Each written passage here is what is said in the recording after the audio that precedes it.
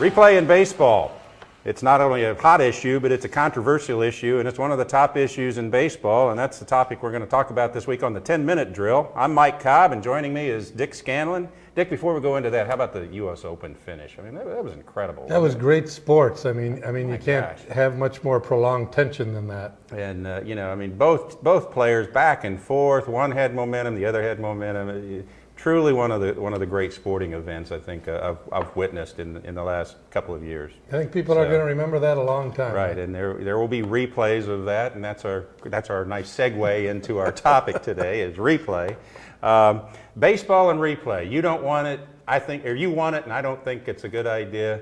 I'll let you start out. I'll give you the first swing here. Well, I think we have the technology to correct certain bad calls. There's been a lot of home runs hit lately that turned out to be called home runs that weren't, or else were home runs that were not home runs that were called home runs. And I think it's very easy to correct that by going to a replay. I also think you should be able to correct balls hit down the line, whether they're fair or foul. Right. See, that's where we disagree. But go on. Because I don't think it. I think it's it'd be very easy to correct those calls without disrupting the flow of the game or any long delays like they have in football sometimes. Right. I think I could probably live with replay if it was only to get a home run call right, because then it wouldn't be that intrusive and they'd get the call right. Yeah, there've been a dozen blown home run calls. There was another one this weekend on Prince Fielder. Clearly a home run. They didn't call it. He ended up with a triple. He didn't score. That would have won the game. They ended up losing, so it had an impact on the game. What I don't like is I don't think you can use it for balls down the line, because as soon as the umpire calls the ball foul, it's foul. It's like an inadvertent, like a whistle in football. The play's dead. So how can you go back and say, well, this would have happened, or what do you do? You know? Well, I think the umpires would be instructed to, if they have a doubt about the call it fair, let the play run out, and then if the replay determines that it's foul, it doesn't count, obviously. But now you're changing the whole way the umpires call the game. They're calling defensively now. If it's close, call it fair, and then we'll sort it out. That's going to.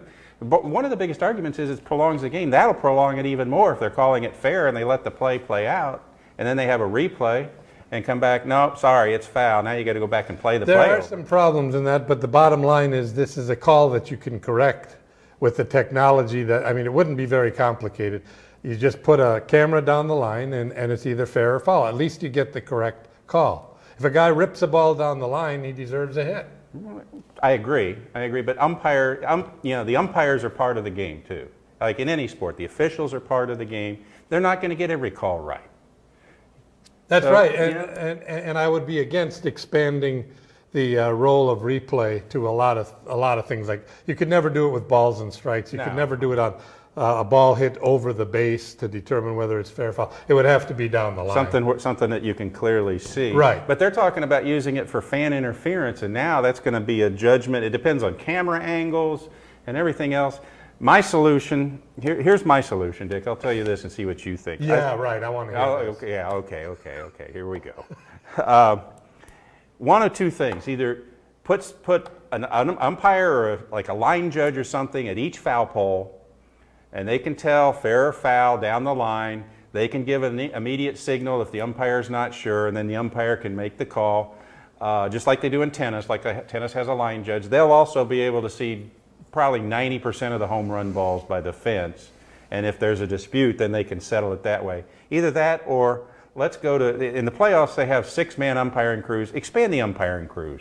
Create more jobs in the major leagues and have a 6-man umpiring crew, and you have 2 umpires down the line. Are you talking about spending more money, Mike? Well, what do you think? Replay is going to cost a ton of money. Well, I'm sure they have cameras already set down the lines at Major League Baseball games. What else? I mean, whose technology you're going to use too. Most of the games are televised by home team TV networks. Now, George Steinbrenner's Yes Network, all of a sudden there's a key replay and the guy in the booth can't find it for the umpire to look at. I mean, I'm not saying that's what would happen, but if suddenly a replay's missing, and that turns out favorable for the Yankees, then that's going to be sort of the 18.5-minute gap of replay. Yeah. No, I think if you had a replay system in place to correct calls, you would have to have a neutral observer there.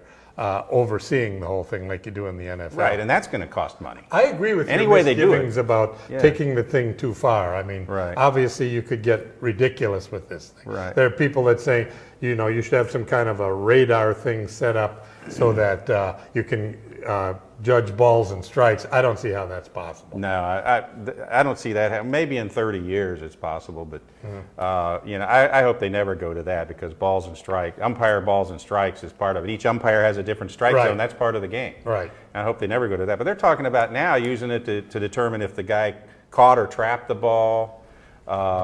And then what's next? Was the guy's foot off the bag or not when he caught the ball? Yeah, Did he actually tag the guy trying to steal? There's a not? lot of problems with that, because even on the example you used, Mike, about whether he trapped the ball or caught it, you can look at different angles and see a different thing. Yeah. Whether the ball went in the mid or not. I think you have to leave that in the hands of the umpire. Right. I just don't want to see the intrusion. Number one, the intrusion of more technology into the game. Number two, the intrusion, and truthfully, the intrusion of media into the outcome of the game, because you are using a TV network's tools to determine the outcome of a game. Just the NFL does that, but the NFL is in bed with the networks anyway, and it's all one big happy family.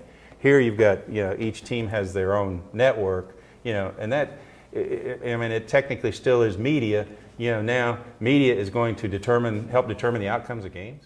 Well, there are other problems with that too. Like, for example, do you go down to the minor leagues? Do you go to college baseball? Obviously there would be some expense involved in this technology, and now everybody's going to expect every call to be corrected. Right. Which is another problem. You even see that in the NFL. People don't understand that you can't correct every call. There's a lot of calls that fall outside the system. But I just think where the technology is in place and you can easily correct things that are either on the line, over the line, I think it should be used. But a lot of the replays I've seen, Dick, where they're showing the home run balls, even when you look at them, there's still a little bit of doubt. True. Did it go over or not? Did it hit the top of the wall and come back, or did it hit the wall behind it? I think another thing that baseball could do, if they really wanted to alleviate some of the problem, is make the stadiums reconfigure themselves a little bit and put a buffer zone between the wall and the stands. Make it easier to way, determine. if the ball goes over the wall, it goes over. What was that silly yellow line in Milwaukee? That made it harder to determine. Why is that yellow line at the top of the wall? Yeah. The ball either goes over the wall or it doesn't. Well, Houston has that. Okay, was that Crossley Houston? Field Okay. had that in Cincinnati for years. I don't understand that's the nothing purpose new of to that baseball. yellow line. But I guess in Houston, the way the stadium's configured, it's almost, if you don't have the yellow line, the way it's almost impossible to hit a home run to left center if you don't have that, or center field if you don't have that line, because everything's so high. How does the line, oh, you mean if it's over the line, it's a home run? Right, because they have the wall, and then you reach a certain point where a yellow line comes down and goes around, because the whole thing is just so high. Well, then that supports what you said about making a clear distance between, so it's easier to, it should be very easy to see whether the ball is a home run or not. Put a fence there that if it goes over the fence, you know it goes over the fence, and there's nothing within 6 feet of the fence. That's going to make it come back and then be confused, right? Sure. That would alleviate a lot of the problems.